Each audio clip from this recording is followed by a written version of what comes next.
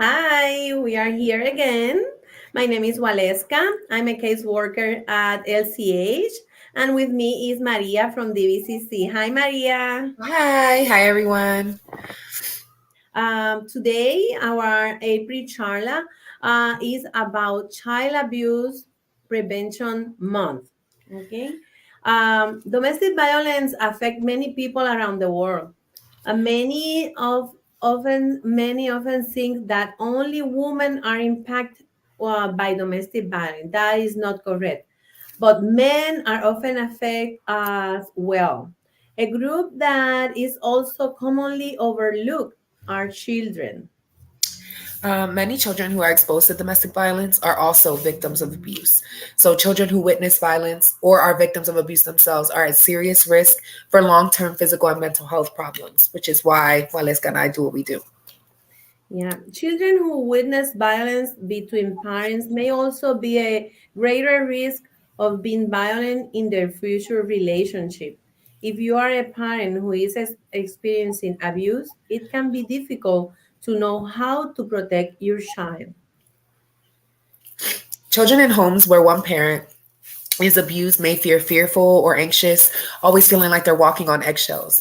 They may always be on guard, wondering when the next violent event will happen. This can cause them to react in different ways, depending on their age. And some of those effects are like for children in preschool, young children who witness intimate partner violence may start doing things they used to do when they're younger, so they regress, such as bedwetting, thumb sucking, increased crying and whining. They might even also develop difficulty falling or staying asleep, showing signs of terror, such as stuttering or hiding, showing signs of severe separation anxiety. Or, for example, for school age children, children in this age range may feel guilty about the abuse and blame themselves for it. Domestic violence and abuse hurt children's self-esteem. They may not participate in school activities or get good grades, have fewer friends than others, and get into trouble more often. They also may have a lot of headaches and stomachaches. And then with our teenagers who witness abuse, they may act out in negative ways, such as fighting with family members or skipping school. They may also engage in risky behaviors, such as having unprotected sex or using alcohol and drugs. They may have low self esteem and have trouble making friends. They might start fights or bully others because it's something that they see on a daily basis. This type of behavior is more common in teen boys who are abused in childhood than in our teen girls. Girls are more likely than boys to be withdrawn and to experience depression. More than 15 million children in the United States live in homes in which domestic violence has happened at least once. These children are at greater risk for repeating the cycle as adults by entering into abusive relationships or becoming abusers themselves. For example, a boy who sees his mother being abused is 10 times more likely to abuse his female partner as an adult. A girl who grows up in a home where her father abused her mother is more than 6 times as likely to be sexually abused as a girl who grows up in a non-abusive home. That is that is scared to hear that numbers. Yeah. How can I help my child, Maria? And so, knowing now what we know, right, and talking about the importance of being aware of child abuse and how we can prevent it. I used to be a domestic um, I used to see a lot of domestic violence within the cases when I was a child abuse investigator on the field. And I would remove a lot of kids for abuse and neglect. And one of those maltreatments was intimate partner violence or our children that were exposed to violence, right? And so, how do we keep them safe? So, first and foremost, helping them feel safe. Children who witness or experience domestic violence, they need that reassurance and safety. Mhm. Consider whether leaving the abusive relationship might help your child feel safer.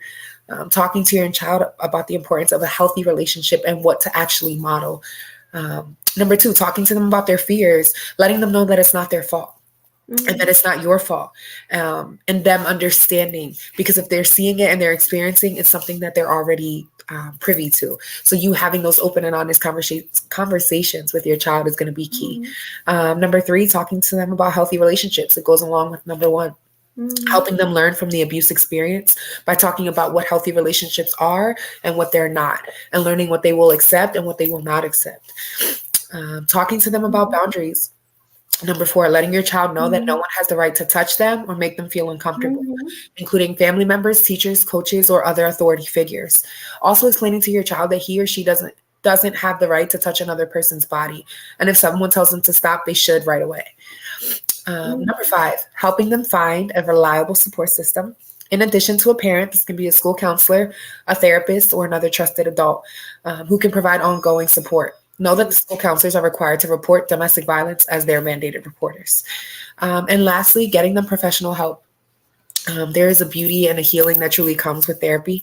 So, CBT or cognitive behavioral therapy is a type of talk therapy or counseling that might work best for children who have experienced violence and abuse. They meet the child where they are, they do like a playtime, and that's where they start to touch on some tough subjects so the child feels safe.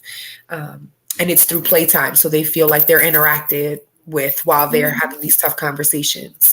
Oh. During CBT, a therapist will work with them to turn those negative thoughts into positive thoughts. So, for one of the organizations that I work with is called Fear to Freedom, and it's based out of Virginia. And they have these little teddy bears that walk children through abuse and healing with that. And so they can write some of their hesitations or their fears in the little heart, and then they can put it away so that it's locked away and they never have to think about it again. Or they put it in the little book bag in the Mhm. back and it dissolves in water because it's empowering the child to take Mhm. control of that and to be able to heal through that.